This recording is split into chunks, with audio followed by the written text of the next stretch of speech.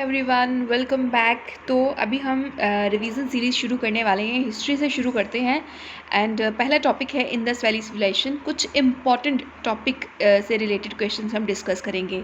तो चलिए शुरू करते हैं। पहला क्वेश्चन क्या बनता है, Indus valley civilization thrive along, मतलब क्या है कि जो इंडस वैली सिविलाइजेशन है वो किन रिवर्स के किनारे पे रही है। ठीक है, तो इसका आंसर क्या है, रिवर इंडस और रिवर गग्गर हकरा रिवर। ये दोनों रिवर्स हैं इंडिया के नॉर्थ वेस्ट पार्ट में, और जो पाकिस्तान वाला एरिया है उस पार्ट में जो है ये रिवर्स फैली हुई है। और आपको ध्यान में रखना है कि इंडस वैली सिविलाइजेशन जो किस रिवर्स के किनारे बनी हुई है, रिवर इंडस और गगरा हकरा रिवर। आई होप इतना आपको समझ आया होगा। उसके बाद नेक्स्ट क्वेश्चन बन सकता है कि देखिए ये जो सीरीज़ रहेगी इसमें हर एक टॉपिक से रिलेटेड जितने भी पॉसिबल क्वेश्चंस बन सकते हैं आई विल इंश्योर कि वो मैं आपको करवा दूँ। ठीक है, तो दूसरा क्वेश्चन बनता है अदर नेम्स। ठीक है, इंडस वैली सिविलाइजेशन के दूसरे नाम क्या हैं। सबसे पहला हड़प्पन सिविलाइजेशन बोलते हैं, दूसरा सरस्वती सिंधु सिविलाइजेशन बोलते हैं, और तीसरा ब्रॉन्ज एज सिविलाइजेशन भी बोलते हैं। तो क्या क्या नाम बनते हैं इस सिविलाइजेशन के, और Indus valley civilization, Harappan civilization, Saraswati Sindhu civilization और bronze age civilization. Next question बनता है कि हड़प्पा जो है, जो एक जगह है, एक साइट है इंडस वैली सिविलाइजेशन की, हड़प्पा, इसको किसने डिस्कवर किया था। तो सबसे पहले तो आपको पता होना चाहिए जो हड़प्पा जो साइट है वो डिस्कवर हुई है रिवर रावी के किनारे। पहला क्वेश्चन तो ये बनता है। और दूसरा, किस बंदे ने इसको खोजा है, डॉक्टर R.B. दयाराम साहनी। ठीक है, 1921 में R.B.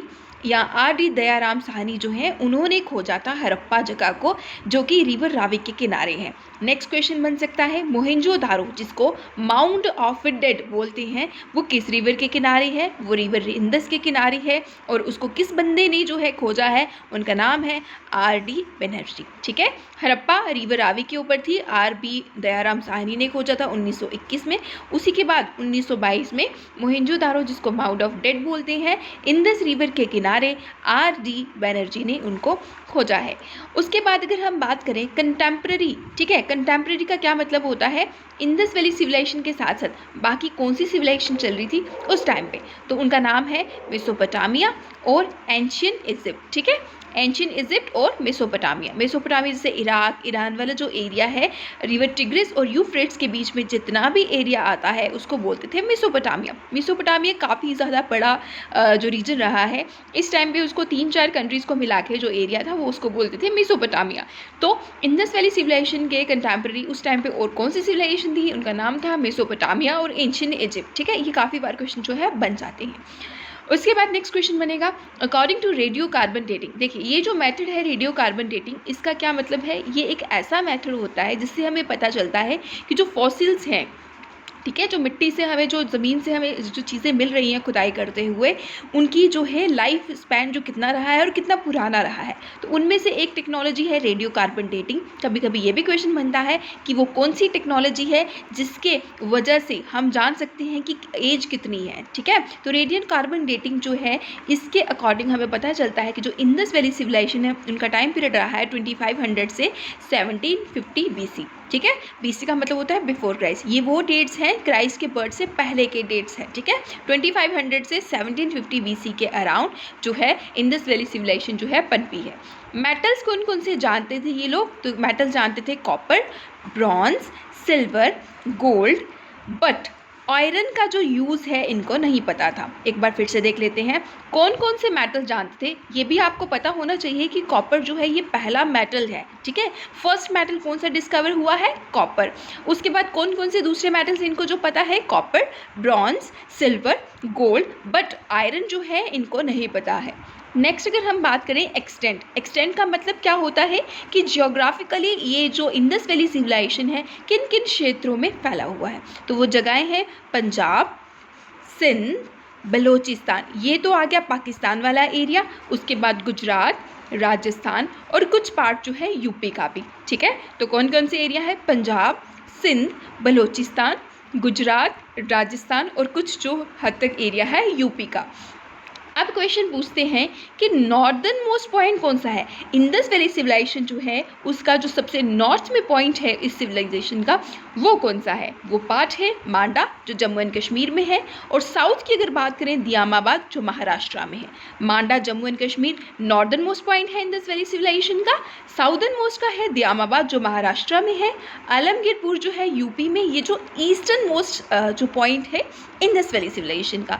और जो सुटकंगडोर है ये पाकिस्तान में है और ये वेस्टर्न मोस्ट पॉइंट है इंडस वैली सिविलाइजेशन का। तो एक बार फिर से देख लेते हैं। मांडा जम्मू एंड कश्मीर में नॉर्दर्न मोस्ट पॉइंट है, दियामाबाद महाराष्ट्र में साउदर्न मोस्ट पॉइंट है, आलमगीर यूपी में ईस्टर्न मोस्ट पॉइंट है, एंड सुटकंगडोर जो पाकिस्तान में है ये वेस्टर्न मोस्ट पॉइंट है इंडस वैली सिविलाइजेशन का।